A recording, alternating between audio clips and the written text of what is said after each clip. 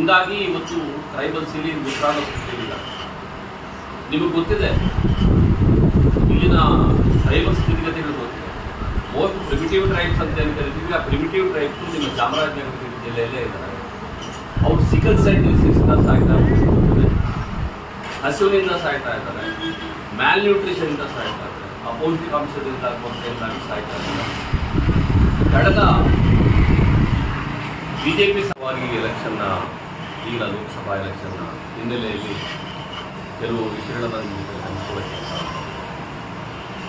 ಕಳೆದ ಒಂದು ವಾರದಿಂದ ನಾವು ಈ ಎಲೆಕ್ಷನ್ ಸಂಬಂಧಪಟ್ಟಂತೆ ನಾವು ಸುಮಾರು ಟ್ರೈಬಲ್ಸ್ ಮತ್ತು ನೊಮ್ಯಾಡಿಕ್ ಟ್ರೈಬ್ಸ್ ಏರಿಯಾಗಳಲ್ಲಿ ನಾವು ಸುತ್ತಾಡಿದ್ದೇವೆ. ಪರ್ಟಿಕ್ಯುಲರ್ ಆಗಿ ನಿಮ್ಮ ಚಾಮರಾಜನಗರ ಜಿಲ್ಲೆ ಟ್ರೈಬಲ್ ಡಿಸ್ಟಿಕ್ ಅಂತ ಇದನ್ನು ಕರೆಯುವಂಥ, ಅಂದರೆ ಆದಿವಾಸಿಗಳ ಜಿಲ್ಲೆ. ಇಂಥ ಒಂದು ಜಿಲ್ಲೆಯಲ್ಲಿ ಸುಮಾರು ಇಲ್ಲೂ ಕೂಡ ಸುಮಾರು ಕಡೆ ನಾವು ಓಡಾಡಿದ್ದೀವಿ. ಈಗಲೂ ಕೂಡ ಸುಮಾರು ಕಾಲೋನಿಗಳಿಗೆ ನಾವು ಹೋಗ್ತಾ ಇದ್ದೀವಿ. ಭಾಳ ಪ್ರಮುಖವಾದ ಅಂಶ ಏನು ಅಂತ ಹೇಳಿದ್ರೆ ಟ್ರೈಬಲ್ಸ್ನ ಸ್ಥಿತಿಗತಿ. ಕಳೆದ 10 ವರ್ಷಗಳಿಂದ ಕೇಂದ್ರದಲ್ಲಿ ಬಿಜೆಪಿ ಸರ್ಕಾರ ಇದ್ದರೂ ಕೂಡ ಟ್ರೈಬಲ್ಸ್ ಡಿಪಾರ್ಟ್ಮೆಂಟಿಂದ ಕರ್ನಾಟಕ ಟ್ರೈಬಲ್ಸ್ಗೆ ಇವತ್ತು ಕೂಡ ಒಂದು ಹುಡಿಗಾಸು ಕೂಡ ಬಿಡುಗಡೆ ಆಗಿದೆ.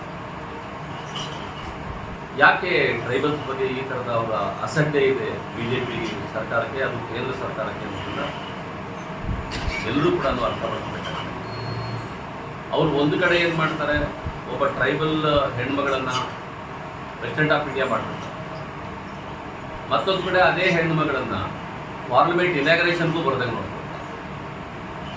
ಈ ಡಬಲ್ ಸ್ಟ್ಯಾಂಡರ್ಡ್ಸ್ ಇದೆಯಲ್ಲ, ಈ ಡಬಲ್ ಸ್ಟ್ಯಾಂಡರ್ಡ್ಸ್ನ ಇವತ್ತು ಜನಗಳು ಅರ್ಥ ಮಾಡ್ಕೋಬೇಕಾಗಿದೆ. ಪ್ರಮುಖವಾಗಿ ಕಳೆದ 10 ವರ್ಷಗಳಲ್ಲಿ 740 ಜನ ಟ್ರೈಬಲ್ಸು ಸ್ಟೂಡೆಂಟ್ಸ್